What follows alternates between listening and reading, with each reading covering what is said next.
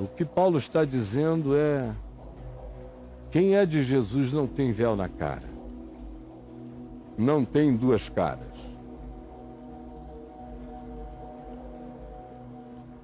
Não tem o que encobrir, não tem esquinas escuras. Ao contrário, vem para a vida sem o véu de Moisés que esconde o que nele estava desvanecente.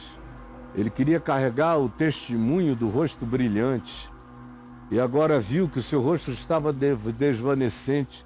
Não precisava mais de véu, mas o véu ficou ali porque os que olhavam de fora não sabiam se havia luz ou não havia luz, mas luz já não havia.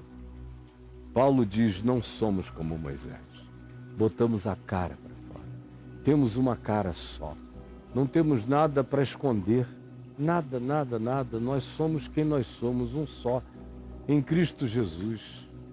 Não andamos com dissimulação, não andamos com astúcia, não andamos com maneirismos, não temos várias faces, rostos múltiplos. Somos uma pessoa só, com toda a sinceridade diante de Deus e diante dos homens, com a cara olhando para Jesus.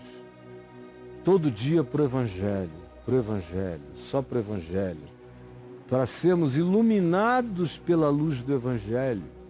E à medida em que pratiquemos o Evangelho como luz e a luz do Evangelho como vereda de vida, olhando firmemente para Jesus, o nosso rosto espiritual vai se mudando, vai se transmudando, vai se glorificando, vai melhorando, vai se lindificando no amor de Deus. E o caráter vai ganhando solidez, o coração vai ganhando o espigão da paz, plantado no chão da segurança de Deus.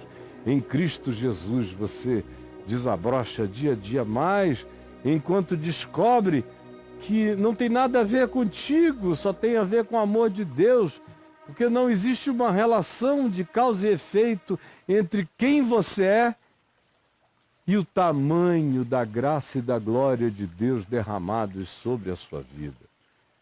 Eu sou semelhante a um vaso de barro esboroável, mas sou habitado por esse tesouro eterno, maior do que o de Moisés, que servia ao ministério da morte, como Paulo diz, enquanto eu sirvo ao ministério da vida, que cresce, que não desvanece, que aumenta, que é ativado para a vida eterna sem que ninguém pare o processo.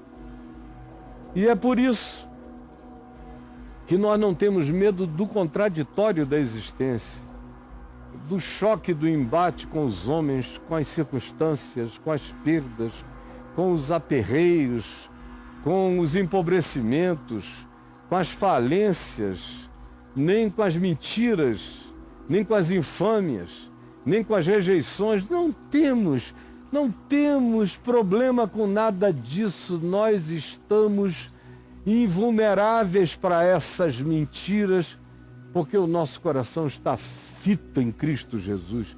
Não tem o que nos possa distrair desse processo contínuo de transformação.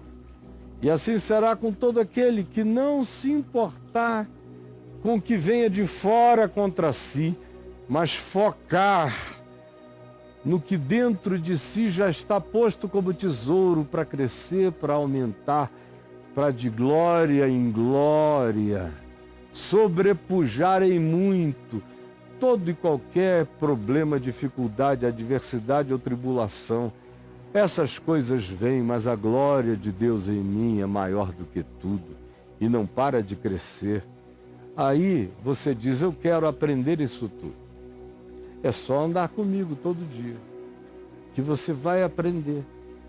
Porque o Evangelho não chegou a nós para que continuasse tudo mesmo.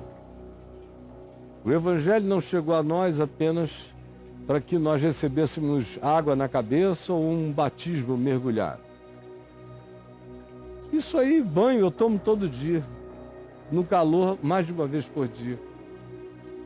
O Evangelho não chegou até a mim para que eu tenha um lugar para ir aos domingos.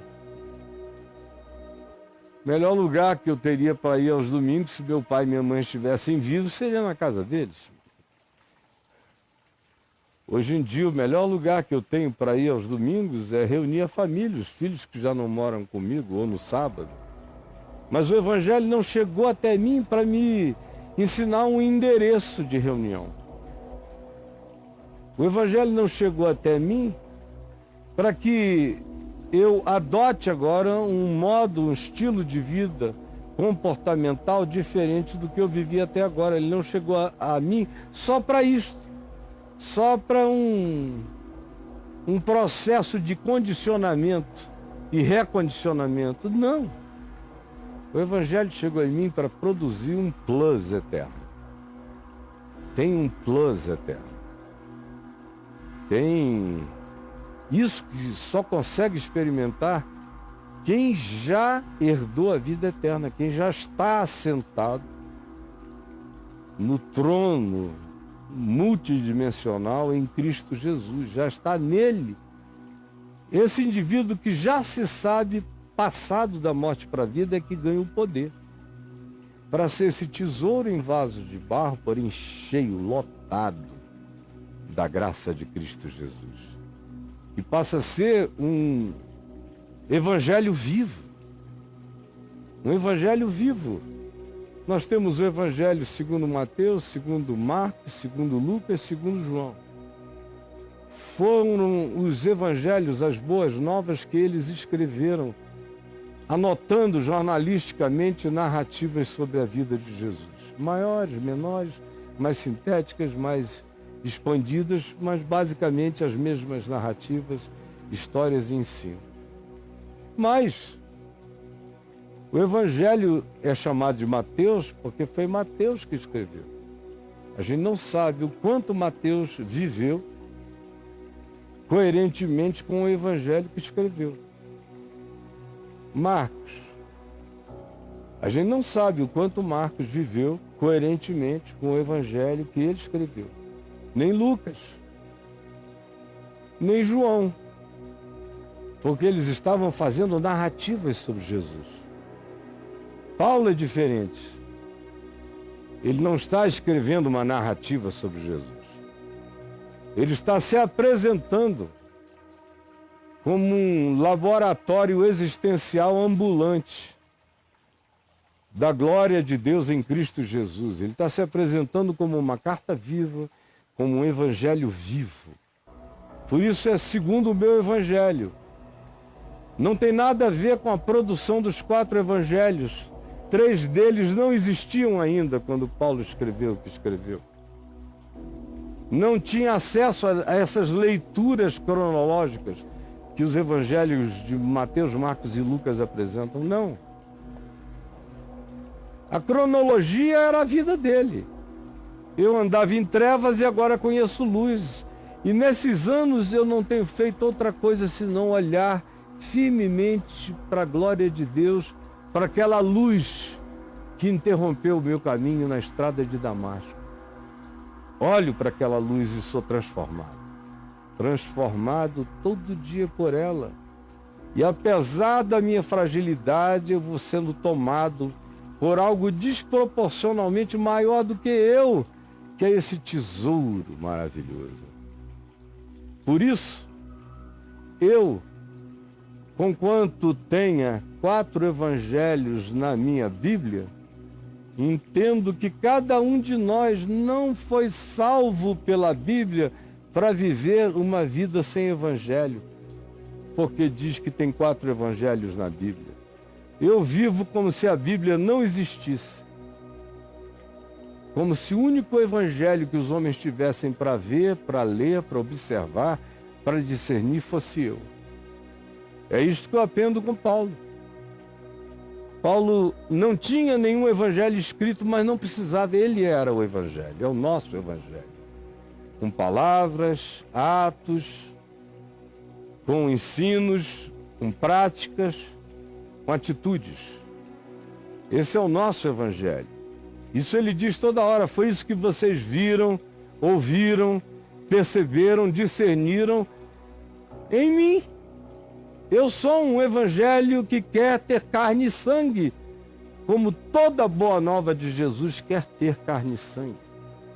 Como Jesus disse, assim como o Pai me enviou, também eu vos envio, também eu vos envio, para vocês me serem, para vocês me levarem, para vocês me reproduzirem, para vocês serem nos vasos de barro uma manifestação gloriosa da graça de Deus, para que vocês sejam evangelhos ambulantes. Essa é a palavra, esse é o desafio. E se você quiser saber mais, siga comigo que você vai aprender. Senhor Jesus, aplica, só tu podes aplicar esta palavra. Só tu. Eu não tenho nenhum poder de instilá-la no coração de ninguém, mas tu podes aplicá-la. E aquele que crer, receber e praticar, experimentará esse salto, esse plus eterno, que passa a crescer na gente como uma glória crescente, que não cessa nunca, quando os nossos olhos estão fitos na boa nova e o coração não tem medo de crer, de se entregar, de tirar todo o véu, botar a cara para fora, para ser transformado no seu caráter de glória em glória, segundo Jesus.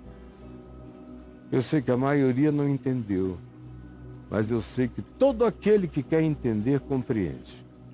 Revela-te a esses, eu te peço, em nome de Jesus. Amém e amém.